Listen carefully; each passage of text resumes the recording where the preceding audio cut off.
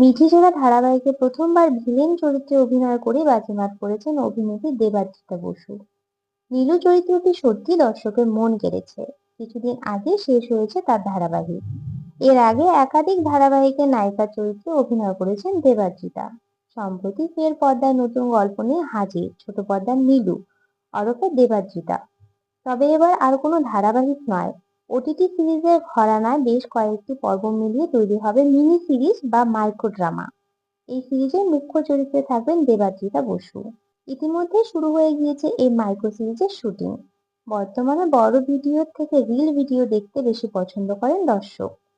তাই এই পছন্দের কথা মাথায় রেখে রিল ফরম্যাটে আসছে এই নতুন সিরিজ। সূত্রের খবর, চিকন প্রেমের গল্প বলবে এই সিরিজ। তো বন্ধুরা, এই নিয়ে তোমাদের কি মতামত কমেন্ট করে জানাও। ভিডিওটি ভালো লেগে থাকলে লাইক কমেন্ট করে শেয়ার করে দিও। আর আমার চ্যানেলে নতুন হয়ে থাকলে চ্যানেলটি সাবস্ক্রাইব করে দিও।